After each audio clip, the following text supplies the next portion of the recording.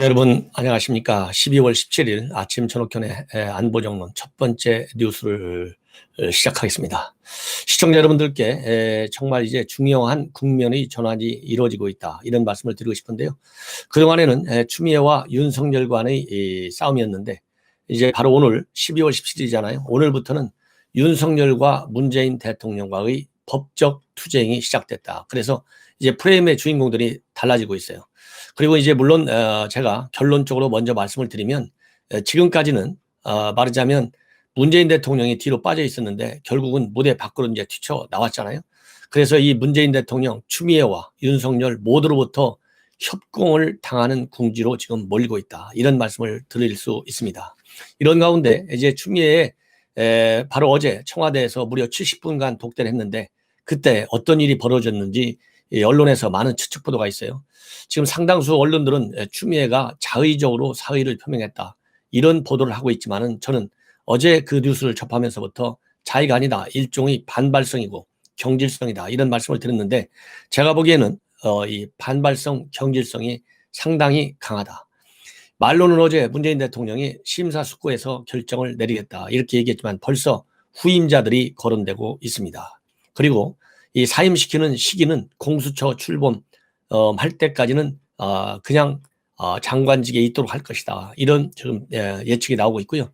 추미애가 사의 표명을 한 것을 계기로 여권에서는 일제히 추미애 예찬론에 빠져 있습니다. 이 얘기는 추미애의 반발을 누그러뜨리지 않으면 그야말로 제가 말씀드린 대로 협공당하는 문재인 대통령, 레임덕 현상은 이미 나타났지만 더 악화될 가능성이 있다는 우려의식, 특히 내년 봄에 있게 되는 서울시장과 부산시장의 재보궐선거에 대한 악영향을 차단하기 위한 그야말로 일제히 대여론전에 돌입한 여권의 그런 상황을 제가 말씀드리고 싶습니다. 그래서 지금 전반적으로 이제 전국의 큰 주인공이 문재인 대 윤석열로 지금 바뀌어지고 있어요. 그래서 윤석열 입장에서 본다면 한쪽 좌측으로는 문재인을 비롯한 여권 측, 그 다음에 우측으로는 이제 법원과 한판 승부를 걸어야 하는 그런 절체절명의 국면에 와 있다, 이런 말씀을 드리고 싶고요.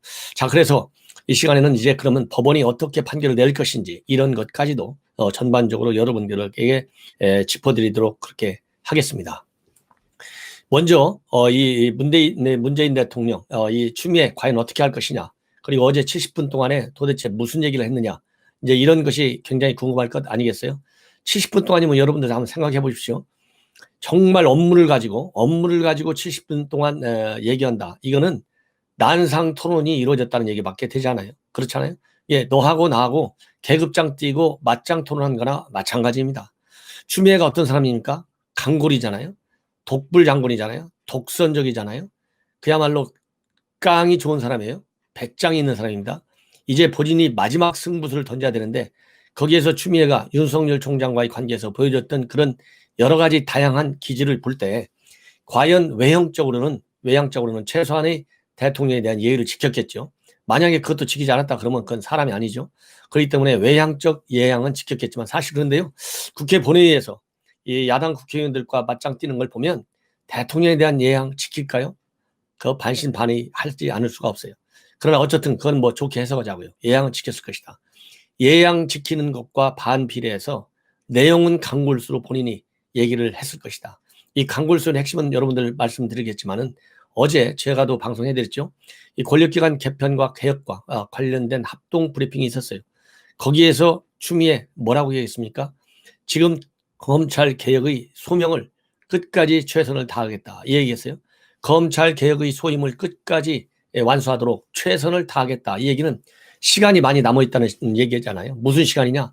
내가 장관으로서의 검찰 개혁의 주도적 인물로서 딱 이 검찰 개혁의 이 완성표를 찍고 그 완성표를 찍은 데 대한 여권의 강력한 지지, 특히 대깨문의 지지를 바탕으로 해서 내가 노무현 때 탄핵에 앞장선 그 죄가를 완전히 없애버리겠다. 그래서 이 본인의 정치적 생명이 뭐겠어요? 가깝게는 서울시장 또는 내년 1, 2월, 2, 3월에 정세균 총리를 내려온다는 설이 거의 정설로 돼 있잖아요. 제가 보기에는 코로나가 마무리가 되고 좀 잘 되면 내려오겠지만 코로나 사태가 잘 안 되면 정세균 총리 내려오면 안 됩니다. 욕심이 너무 많아요. 그러지 않아도 지금 국회의장 헌 행정부의 이 입법부의 수반이 행정부 수반으로 간다는 게 말이 되느냐? 이런 대원칙을 무너뜨린 사람이 바로 정세균 총리예요. 그런데 또 대권에 나오겠다고 코로나 전쟁 와중에 전쟁 중에는 장소를 안 바꾼다면서요? 나온다? 이거는 국민에 대한 예의가 아니에요. 그러니까 대권을 나오더라도 다음에 천천히 충분해요, 시간이. 코로나만 잘 잡아도 대통령 되는데 지장이 없어요. 운명이 정해져 있다면. 그야말로 천심을 얻어야 대통령이 될 거 아니겠습니까? 그런 것처럼 서둘지 마시라, 이런 말씀을 드리고 싶어요. 그래서 추미애가 지금 노리는 것이 총리와 서울시장이고요. 더 멀리는 내후년에 있게 되는 지금 대선까지도 노린다. 이게 또 정설로 돼 있어요. 그래서 추미애가 총리를 노릴 수 있는 길을 닦아주지 말 것을 저는 분명히 말씀을 드리고 싶어요. 이러한 지금 이 야심찬 꿈을 갖고 있어요. 그렇기 때문에 이런 야심찬 꿈을 갖고 있기 때문에 본인이 검찰 개혁의 완성표를 찍겠다, 이 의지를 대통령을 5시에 만났잖아요. 오후 서너 시경에 얘기했어요. 불과 한두 시간 후에 대통령을 만났는데 검찰 개혁을 완수하기 위해서 더 모든 노력을 다하겠다고 한 그 마음이 1시간, 2시간 사이에 바뀔 수 있겠냐 이거예요. 더군다나 다른 사람도 아니고 추미애 그 강경 근성을 볼 때 바뀌겠느냐? 안 바뀐다 이겁니다.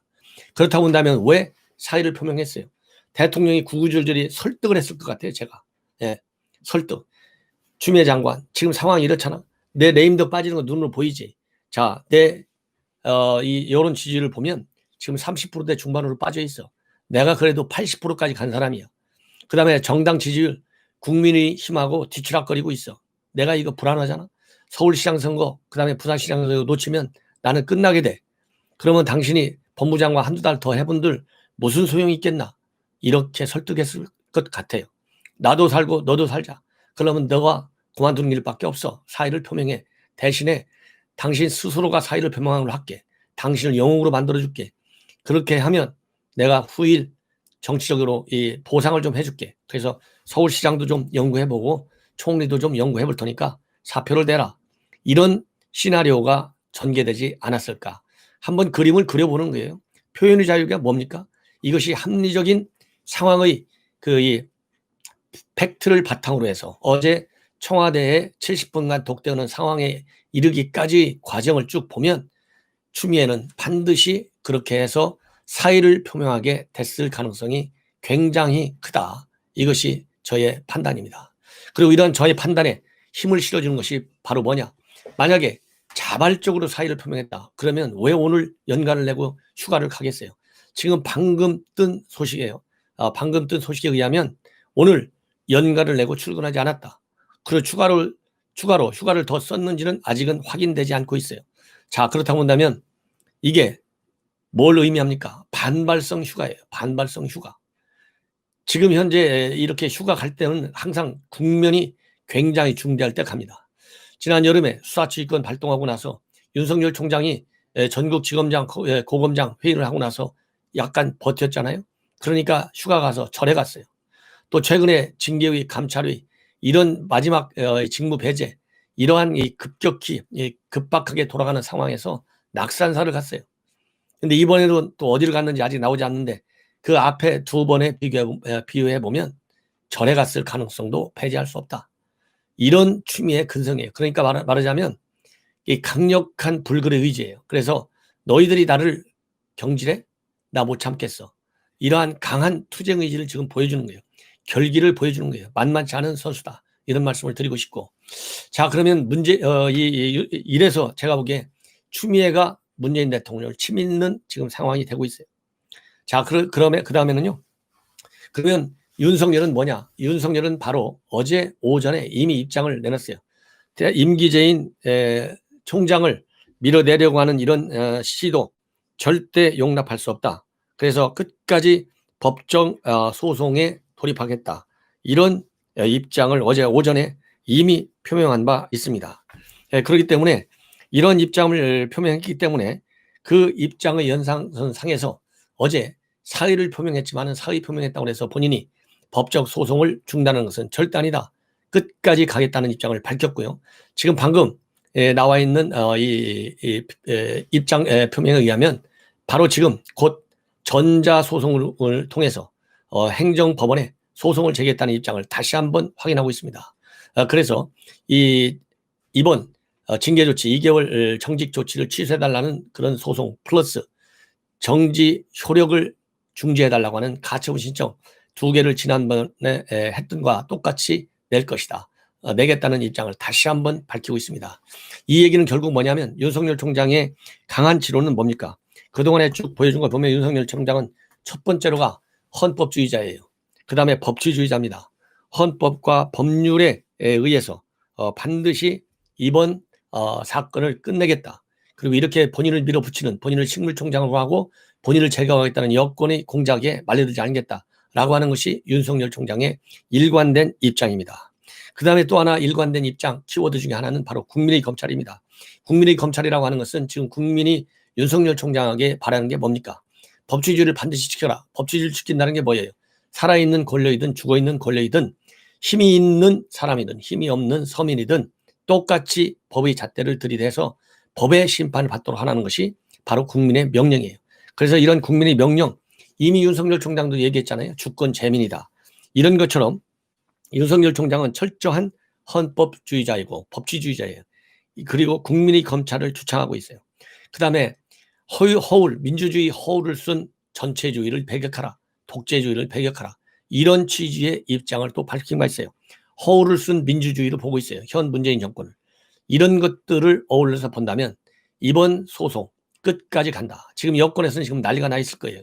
이게 끝까지 가면 누가 이길지 모르겠지만은 현재 그래서 이 법원의 결정이 어떻게 될지에 관해서 많은 이 전문가들의 평가가 있는데 제가 보기에는 이 법원의 평가는 이미 하나의 중요한 선례, 판례가 바로 뭐냐면 지난번에 조미연 행정법원 부장판사가 했던 판결입니다.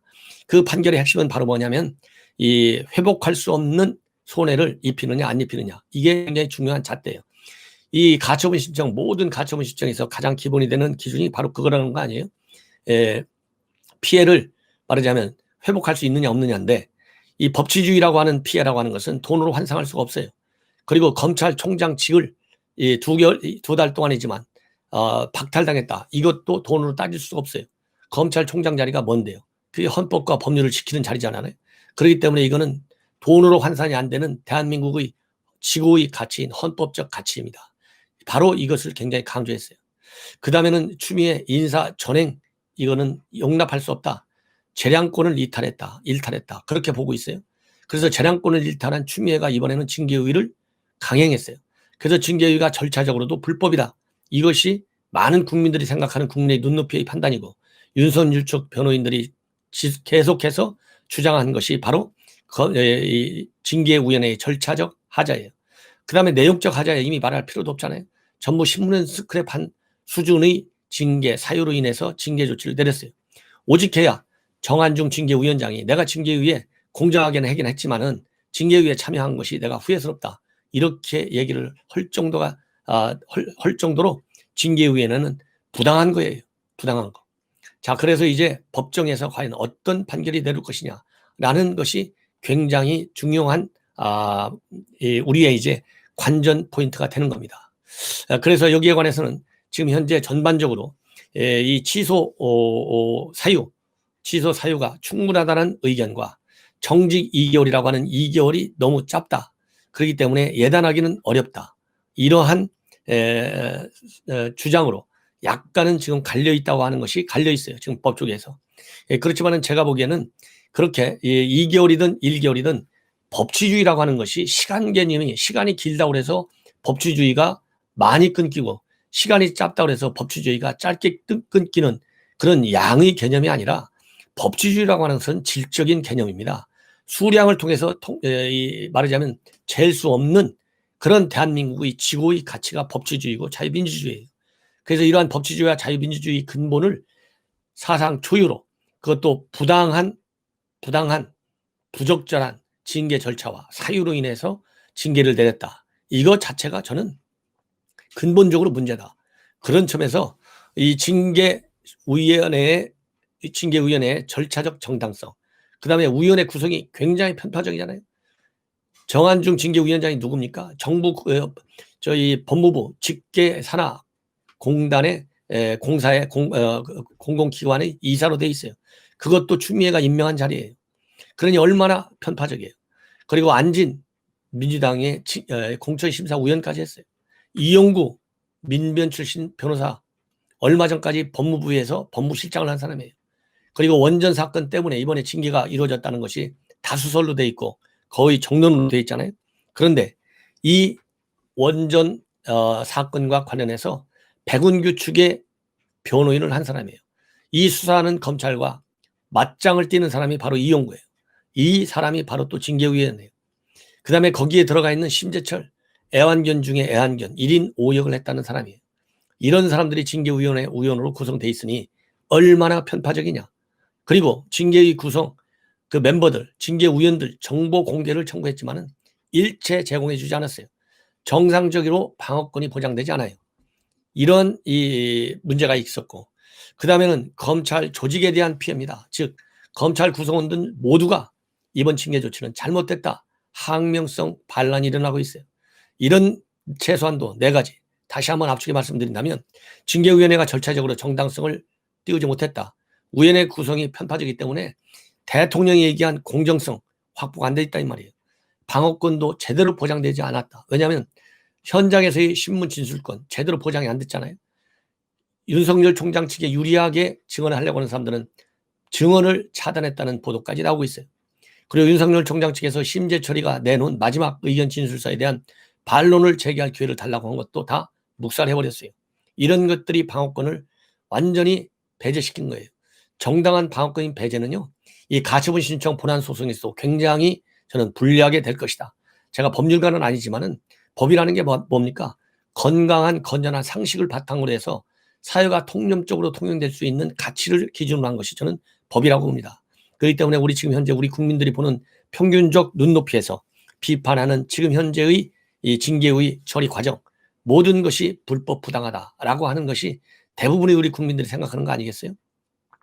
이런 생각 때문에 문재인 대통령에 대한 지지 빠지고 있고 여당에 대한 지지도 빠지고 있고 이런 현상이 아니겠습니까? 그리고 특히 여권의 핵심 지지층이었던 진보층 20대 30대 이어서 이제 40대까지 등을 돌리고 있어요. 마지막 그룹이었던 40대가 최근에 나오는 여론조사를 보면 등을 돌리고 있고, 특히 여성들, 꿈쩍 않던 여성들까지도 등을 돌리고 있어요. 그러니까 진보층과 여성 40대가 등을 돌리고 있고 호남에서도 빠지고 있어요. 이게 뭡니까? 이게 바로 윤석열을 몰아내려는 추미애의 전략과 작전, 그리고 그걸 슬그머니 지지하고 말하자면 또 받쳐주고 있는 문재인 대통령에 대한 불만과 비판으로 이어지고 있는 거예요. 그렇기 때문에 전반적으로 이렇게 볼 때 바로 법원에서는 윤석열 총장에게 유리한 판결이 나올 가능성이 저는 최소한도 7대3 정도로 크고, 이러한 가능성이 없는 이러한 불이와 달리 불리한 판단이 나온다. 그러면은 정치성 판결이 될 가능성이 상당히 크다. 그래서 또 한 번 말씀을 드리지만, 지난번 조미연 부장판사의 경우에는 진보성 이런 판사 활동을 해왔어요. 그럼에도 불구하고 윤석열 총장에게 유리한 판결을 내린 저는 정직한 판사다. 저는 그렇게 봅니다. 예. 그래서 본래 이런 가처분 신청 인용할 때 판결문이 한두 페이지 정도밖에 안 되는데 이번에 10페이지나 됐다는 것 아니겠어요? 그리고 더군다나 이번에 조미연 부장판사의 글, 윤석열 총장 측에 힘을 실어주는 것은 정직과 감봉까지도 그 판결문에 들어가 있어요. 정직과 감봉이라 하더라도 이런 것은 있을 수 없다는 취지의 판결문 내용이 들어가 있습니다. 그렇기 때문에 저는 감히 판사도 아니지만은 윤석열 총장은 반드시 승리할 것이다. 이런 말씀을 저는 드립니다. 예. 그리고 이제 지금 여러분들 아시다시피 추미애 사의를 표명했는데요. 사임을 심사숙고하겠다. 이렇게 얘기했거든요. 시간을 두고 심사숙고하겠다. 시간을 둘 거 뭐가 있어요? 미리 잘랐어야 되는데 여태까지 안 잘린 것도 잘못한 건데. 그래서 이걸 보면 지금 현재 전반적으로 한두 달 후에 예견되고 있는 공수처 출범 때까지는 추미애를 자리에 앉혀준다. 그래서 이 문재인 대통령 인사가 그거라는 거 아니에요? 책임을 씌우는 인사는 안 한다는 거잖아요. 이거는 민심에 반하는 거예요. 대통령이 인사의 임명권을 가지고 있는 분인데, 그러면은 임명권을 확실하게 해서 그야말로 당근과 채찍, 그야말로 인과응보, 그렇잖아요. 논공행상해야 되죠. 무조건 국민은 심판해 줬는데 혼자만 심판 안 하면 대통령은 외섬에서 일하고 있는 대통령이 될 수밖에 없어요. 그렇기 때문에 즉각 사퇴를 해야 된다. 이런 말씀을 드리고 싶고, 지금 후임 장관 예정자들이 거론되고 있는데 1차적으로 소병철 민주당 의원, 검사 출신이고 호남 출신이죠.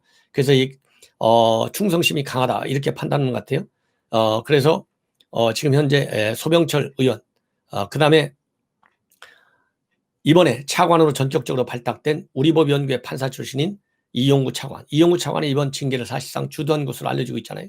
그 다음에는 봉욱 전 대검 차장. 그 다음에 김인회 인하대 법학전문대학원 교수. 이 김인회 교수는요, 문재인 대통령하고 책을 아마 무슨 책, 영웅인가요? 무슨 하여튼 책을 같이 써가지고 많이 챙기는 분으로 지금 알려져 있어요.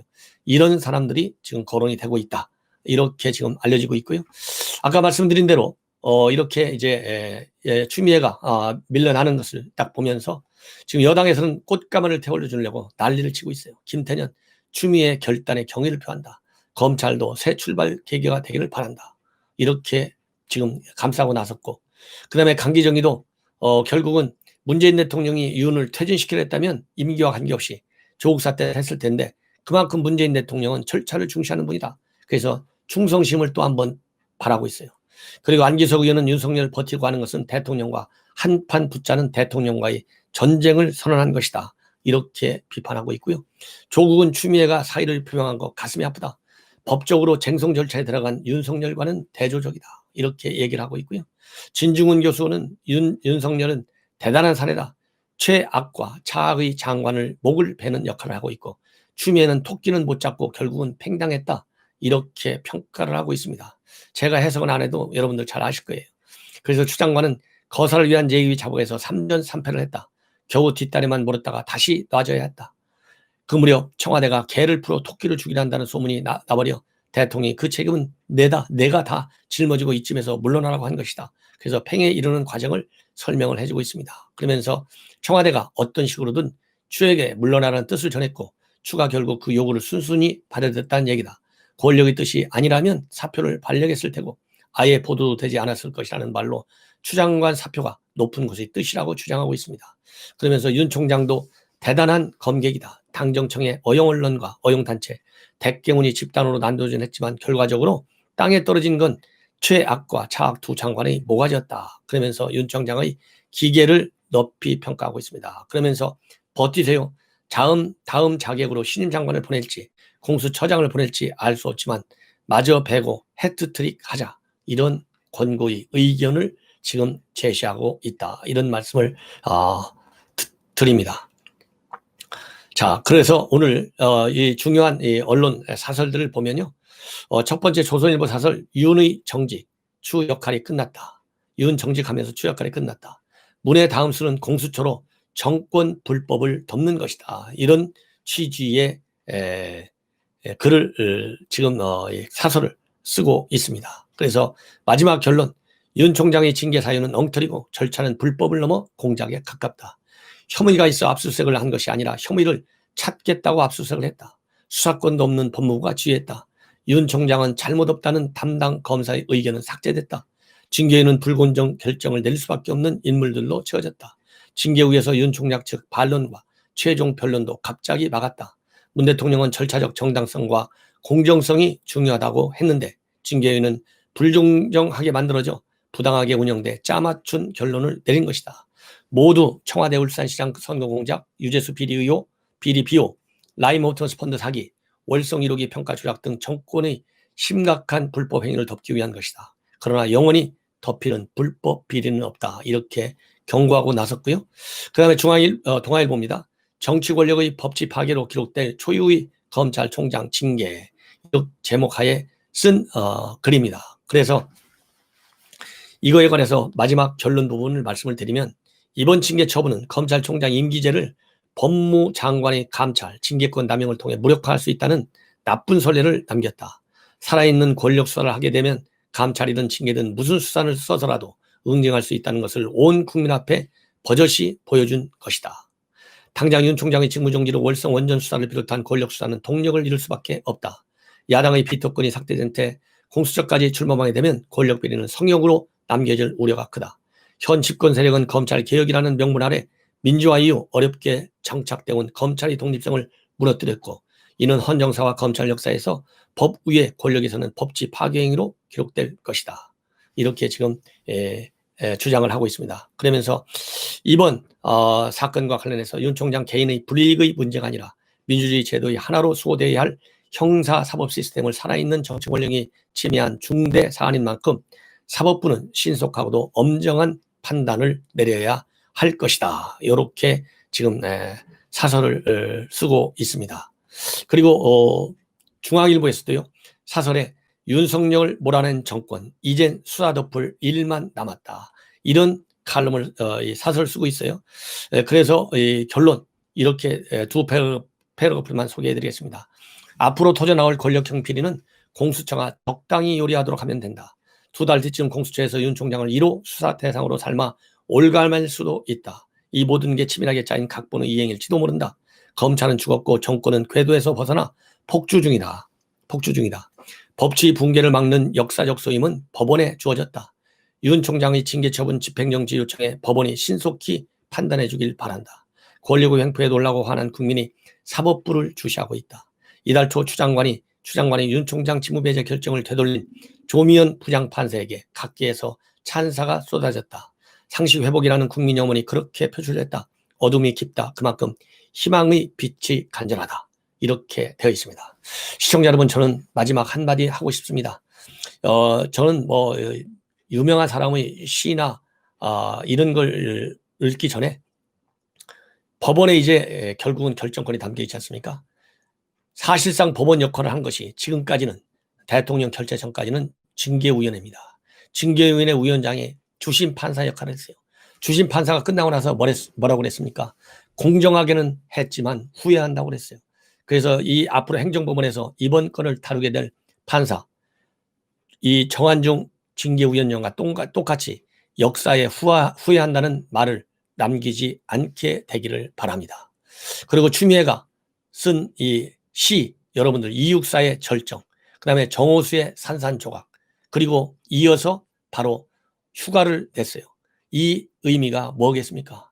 본인이 그동안 얼마를 잘못할기에 세상을 잘못 읽었다고 하는 뒤늦은 반성과, 그리고 앞으로 윤과의 싸움에서 이제 추미애는 칼자루를 다 뺏겼어요. 지금부터 칼자루는 윤석열 총장이 가지고 있습니다. 이 상황의 극적인 반전, 추미애가 예측했겠어요? 이런 것들을 이번 사건을 담당하는 이 행정법원 주심 판사가 저는 명심하게 되기를 바랍니다. 그리고 추미애가 쓴 이 시, 하나의 264의 절정과 정호수의 산산조각, 그리고 오늘 전격적인 휴가, 이것만 보더라도 이번 추미애의 사의 표명은 강제에 의한 것이지 절대 자발적인 것이 아니다 라고 하는 것을 그야말로 정상적인 사고의 틀로 논리적 분석을 해보면 그런 결론을 내지 않을 수 없다라는 말씀을 저는 드리고 싶어요. 자, 그러고서 마지막으로 제가 264의 절정, 이거를 한번 말씀을 드릴게요. 이것은 꼭 여러분들께서 기억을 해 주시기 바랍니다. 매서운 겨울바람이다. 낙엽진 은행나무는 벌써 새봄에 싹 틔울 때를 대비해 단단히 겨울나기를 하겠다는 각오다. 그저 맺어지는 열매는 없기에 연년새새 배운 대로 칼바람 속에 우뚝 나란히 버티고 서서 나무의 결기를 드러내 보인다. 이어서 이렇게 쓰면서 264의 외침, 겨울은 강철로 된 무지개인가 보다 라며 꺾일 수 없는 단단함으로 이겨내고 단련되어내만 그대들의 봄은 한나절 볕에 꺼지는 나지랭이가 아니라 늘 머물 수 있는 강철 무지개로 나타날 것이다. 이렇게 썼는데요. 이게 바로 264 시인의 절정입니다. 그래서 이 264 강정기, 일제강점기 독립운동한 저항 시인이죠. 그래서 1940년에 발표된 시인데 이 시에 어디다 무릎을 꿇어야 하나 한 발 제겨 디딜 곳조차 없다. 이런 구절이 있는데 이것이 바로 고통스러운 현실을 표현한 것이다. 그래서 겨울은 강철로 된 무지개인가 보다라는 구절은 극한 상황에서도 굴하지 않겠다는 의미를 담았다. 이런 거 아니겠어요? 그래서 끝까지 버티겠다. 이런 의미심장한 얘기를 내놨는데 바로 다음 날 산산조각을 또 실어놨어요. 이 산산조각, 이렇게 264의 절정까지 인용하면서 강한 심장으로 검찰개혁을 끝까지 완성하겠다 했는데 느닷없이 산산조각을 올렸어요. 이 산산조각 여러분들 이렇게 올렸습니다. 모든 것을 바친다 했는데도 아직도 조각으로 남아 있습니다. 산산조각이다 하더라도 공명정대한 세상을 향한 꿈이었습니다. 조각도 온전함과 일체로 여전히 함께하고 있습니다. 하얗게 밤을 지샌 국민 여러분께 바칩니다. 사랑합니다. 존경합니다. 산산조각 종우승, 그 시는 이렇게 되어 있습니다. 룸비니에서 사온 흙으로 만든 부처님이 마룻바닥에 떨어져 산산조각이 났다. 팔은 팔대로, 다리는 다리대로, 목은 목대로, 발가락은 발가락대로 산산조각이 나 얼른 허리를 굽히고 서랍 속에 넣어주었던 순간 접착제를 꺼내 붙였다. 그때 늘 부서지지 않으려고 노력하는 불쌍한 내 머리를 다저증이 쓰다듬어 주시면서 부처님이 말씀하셨다. 산산조각이 나면 산산조각을 얻을 수 있지. 산산조각이 나면 산산조각으로 살아갈 수 있지. 그래서 다시 한번 반전된 상황을 또 한번 반전시켰다는 의지를 담고 있지만은 이제 버스는 떠났다. 이것이 저의 결론입니다. 시청자 여러분, 이것으로 제 방송을 마치겠고요. 여러분들께서 저의 논평에 마음이 드시면 주변 분들과 많이 공유해 주시고 제 유튜브가 이제 70만을 향해서 가고 있습니다. 모든 것이 여러분들의 성원 덕택인데요. 제가 열심히 좋은 방송으로 보답해 드리겠습니다. 계속해서 좋은 분들께 제 방송 권유 부탁드립니다. 감사합니다.